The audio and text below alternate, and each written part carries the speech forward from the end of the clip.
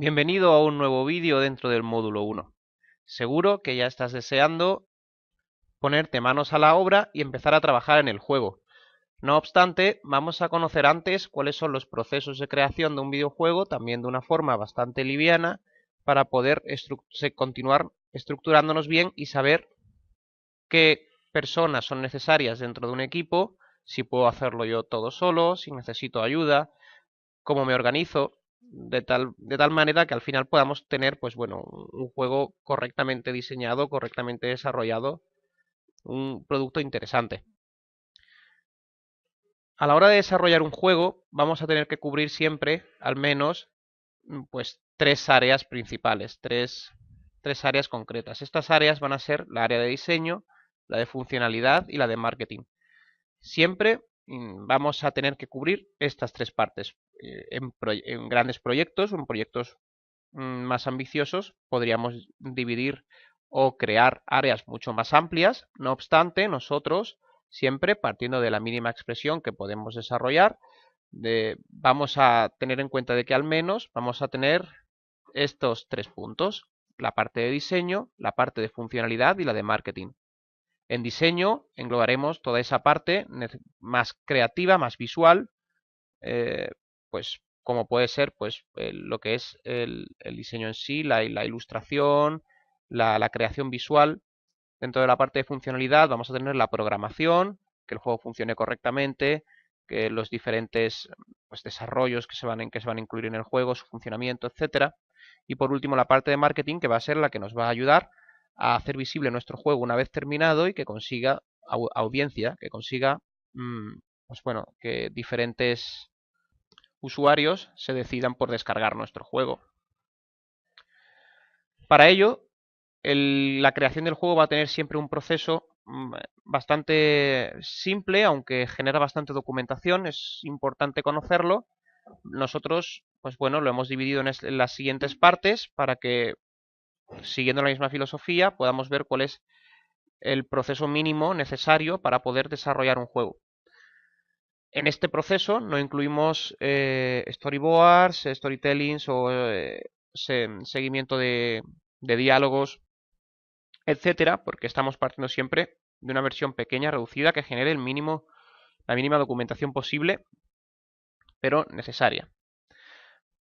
La primera parte del desarrollo del juego comenzaría con el High Concept y el Gameplay.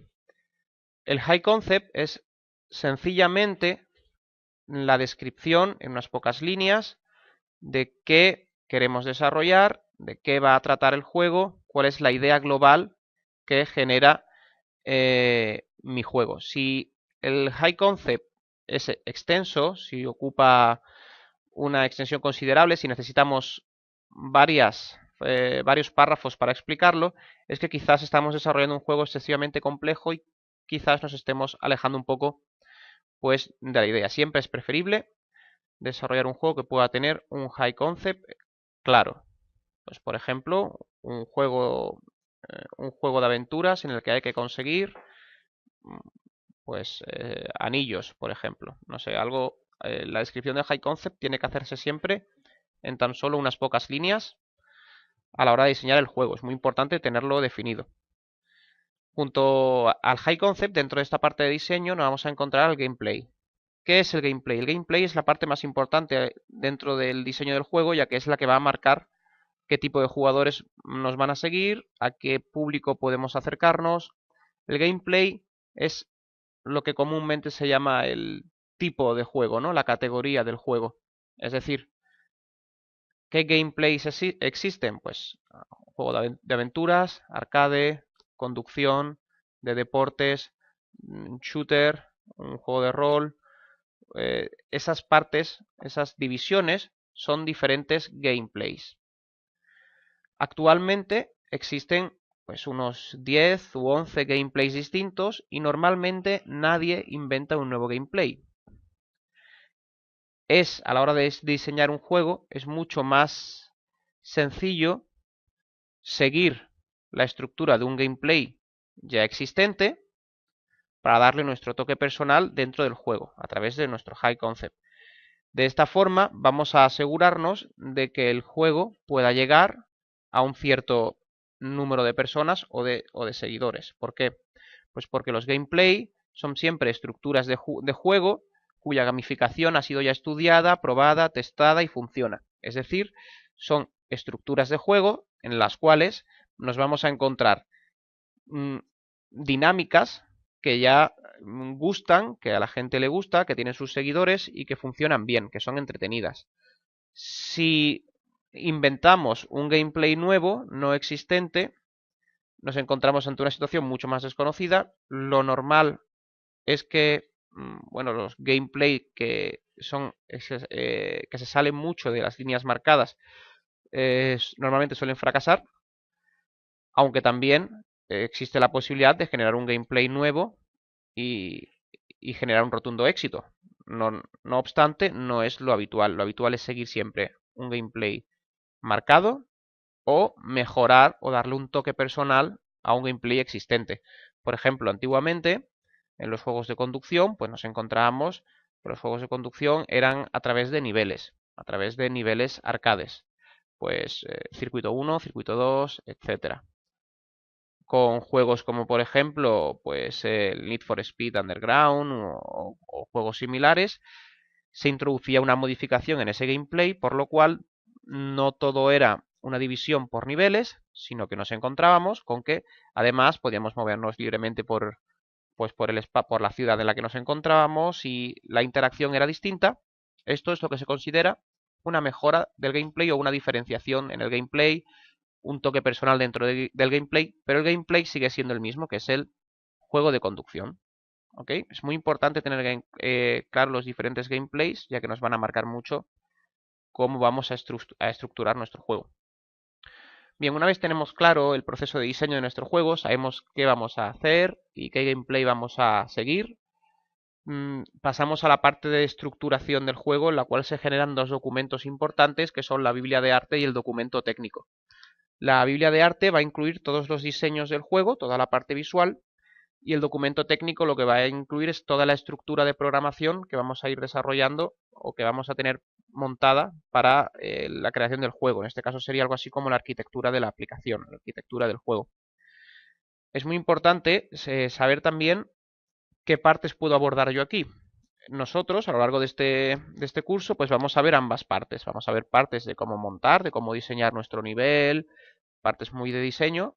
También vamos a ver funcionalidades, cómo programar, etcétera. Es decir, vamos a ver scripting, de tal forma que cuando terminemos el curso, este curso de introducción, podremos saber muy bien, pues, si preferimos orientarnos hacia el diseño de juegos, hacia la programación de juegos, que es otra de las opciones, o si se nos dan bien ambas y podemos abordar proyectos completos en solitario.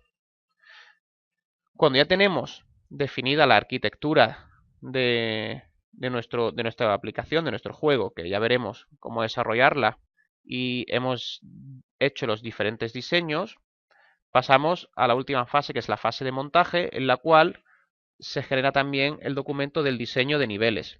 En este caso, la palabra diseño no se quiere referir a un diseño tan gráfico como puede ser, por ejemplo, en la parte de estructura de Biblia de arte o tan conceptual como puede ser dentro de la parte de diseño, el high concept y el gameplay, sino que nos vamos a referir más principalmente, el diseño de niveles principalmente es un esquema. Es un esquema en el cual pintamos los diferentes niveles, los diferentes mapas que vamos a ir utilizando en nuestro desarrollo del juego y realizamos los apuntes.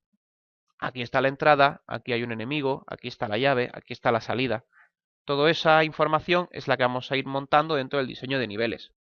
Con todo esto ya vamos a poder montar y maquetar nuestro juego, porque vamos a tener muy claro el high concept y el gameplay, vamos a tener todos los diseños en nuestra Biblia de arte y vamos a saber cómo programarlo gracias al documento técnico.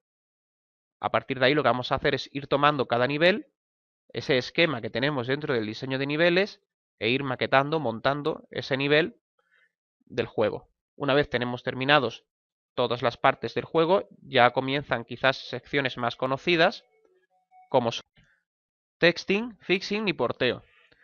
En la fase de testing lo que vamos a hacer es simplemente comenzar a probar el juego que hemos desarrollado, para localizar los diferentes fallos. Normalmente, y previo a este testing, en una estructura de procesos mucho más amplia, previamente habríamos diseñado con el primer nivel un alfa testing, un testeo alfa del juego para ir ya más sobre seguro, y en esta parte final habríamos hecho un beta testing. No obstante, sí es cierto que bueno, que si vamos a hacer una estructura más controlada, el control del proceso del juego lo vamos a tener pues, nosotros mismos o entre 2 o 3 personas no más.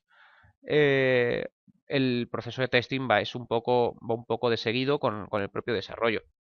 En esa parte lo que hacemos es testear ya finalmente el juego, probarlo, localizar los diferentes errores para pasar a la parte de fixing, en la cual vamos a reparar todas las diferentes funcionalidades que aparezcan rotas, que aparezcan de forma no correcta. Y una vez tenemos ya el máster del juego, el archivo maestro, lo que vamos a hacer es realizar el porteo a las diferentes plataformas que van a ser objetivo de juego de nuestro videojuego, ¿no? Bien, entonces, por repasar, a la hora del proceso de un videojuego nos vamos a encontrar que vamos a tener que hacer conceptos de diseño, conceptos funcionales y después vamos a tener que saber mover nuestro juego para crear audiencia.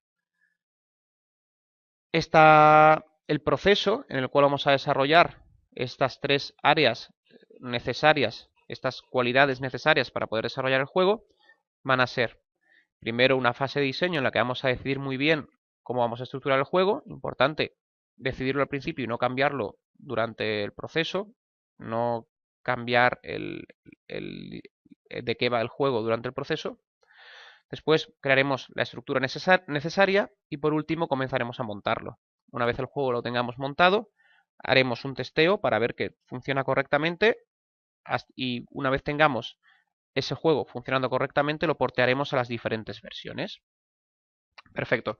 Hasta aquí llega toda la parte de lo que puede ser, pues bueno, un poco la parte teórica más lenta, un poco la parte teórica más aburrida, por decirlo de alguna forma. Como veis, hemos intentado minimizarla al máximo para no saturar pues bueno, de información teórica que no os pueda resultar interesante, pero sí hemos tomado toda la necesaria para que podáis continuar sin problemas.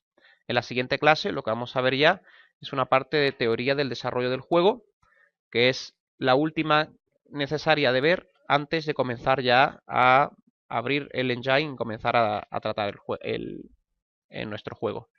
Es importante la siguiente clase, ya que en la siguiente clase vamos a ver esos conceptos básicos a la hora de diseñar que vamos a tener que aplicar al desarrollo de nuestro juego. Perfecto, nos vemos entonces en el siguiente vídeo. Un saludo.